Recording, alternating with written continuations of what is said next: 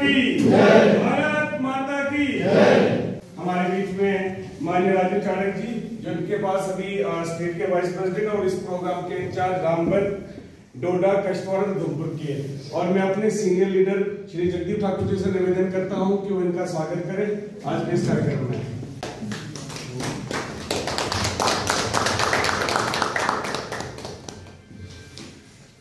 Bharatiya Janata party हमारे बीच में आदरणीय राजीव चाणक्य जी, इनका मैं हृदय से जिला रामगढ़ में स्वागत करता हूं और जोरदार तालियों से इनका स्वागत करता हूं। साथियों, ये कार्यक्रम तो और आप सभी मंडल अध्यक्षों से मैंने निवेदन किया था और उनके साथ में दो जो उनके साथ किया था, इसके तो आप सभी यहाँ पे एकत्रित हुए हो। आप सभी मंडल अध्यक्ष और जो उनके दो साथी यहाँ पे आए हो, कुछ तो जनरल सेक्रेटरी ही तकरीबन रखे हैं सबने और कईयों ने और भी रखे हुए हैं। आप सभी का इस बैठक में हार्दिक, हमारे आज के मुख्य अतिथि श्रीमान राजीव चाणक्य जी बताएंगे। जय हिंद, जय भारत। श्रद्धेय अटल बिहारी वाजपेयी जी अमर रहे, अमर रहे। श्रद्धेय अटल बिहारी वाजपेयी जी अमर रहे, अमर रहे। भारतीय जनता पार्टी जिंदाबाद। आज अटल शताब्दी वर्ष समिति रामगढ़ की बैठक है। इस बैठक में जिला के संयोजक भाई जगदीप जी, यहाँ इनकी बाकी टीम और जिला मंडल के प्रेसिडेंट और मंडलों से आए हुए जो दो उनके को कन्वीनियर्स हैं, सबको मेरा नमस्कार। सभी जिलों में ये बैठक बहुत पहले हो गई है। वाहिद जिला रामगढ़ रहता है कि जिसकी बैठक अभी लेट हुई। पीछे रह गए तो फिर आहिस्ता नहीं चलना पड़ेगा, थोड़ी दौड़ लगानी ताकि बाकी लोगों तक हो। फरवरी महीने में हमारा जो प्रोग्राम हुआ वो उससे आप लोग वंचित रहते। कोशिश करो कि हम लोग श्रद्धेय अटल जी के साथ जिन लोगों ने काम किया है, क्योंकि प्रेसिडेंसी में श्रद्धेय अटल जी ने बहुत काम किया है। यहाँ आपके रामगढ़ हायर सेकेंडरी में भी रहे हैं, जब डोडा बचाओ आंदोलन हुआ था काम किया है अटल जी के टाइम। यहाँ अटल जी कविताएं लिखते थे। किसी के पास अटल जी के हाथ से लिखी हुई कविता हो,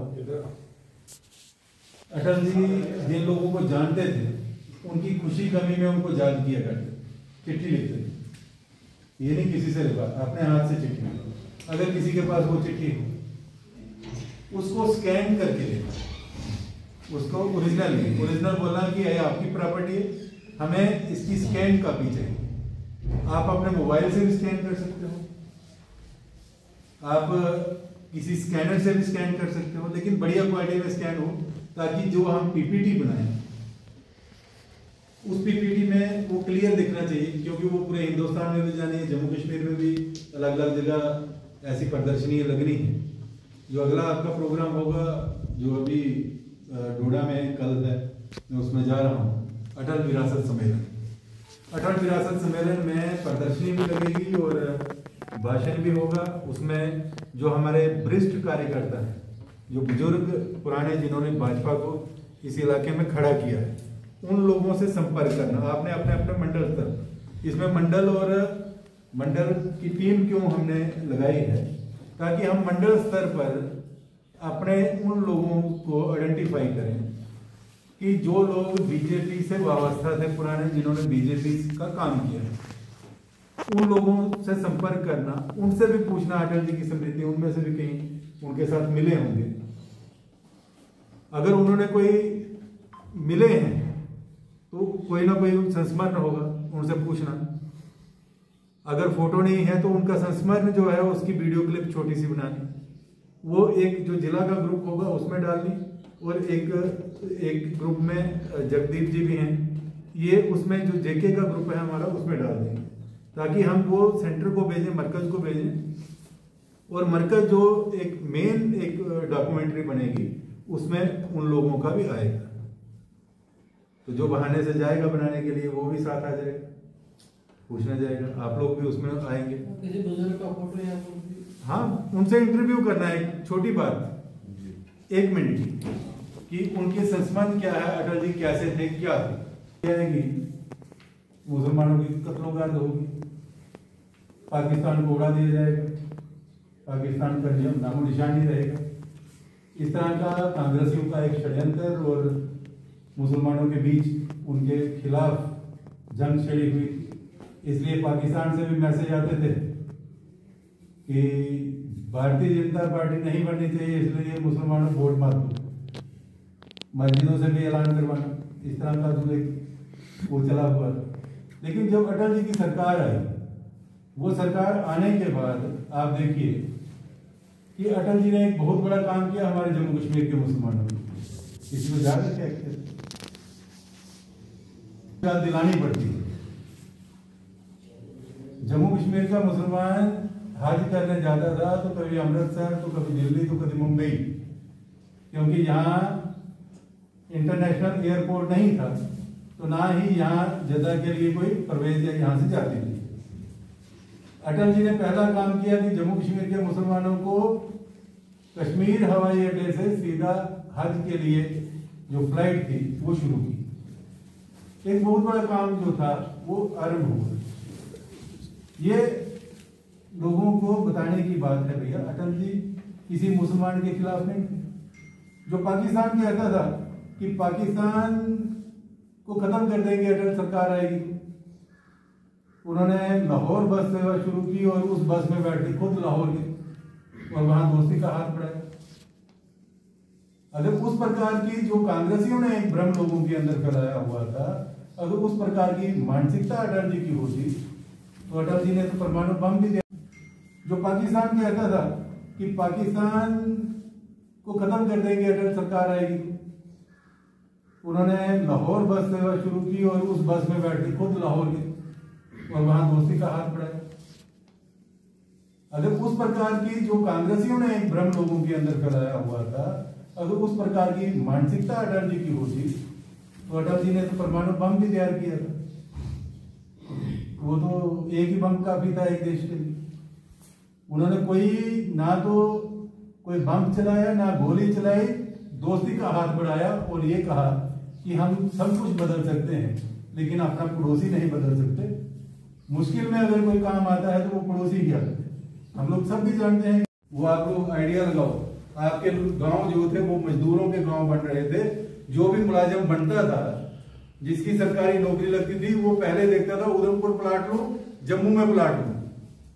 वो वहां से निकल के माइग्रेशन, क्योंकि गांव में सड़क नहीं है, मेरे बच्चे कैसे पढ़ेंगे। अब गरीब का बच्चा तो गरीब सोचता है ना कि मेरा इस स्कूल तक चला जाए, लेकिन जिसके पास पैसे आ गए तो वो पैसा बोलता है।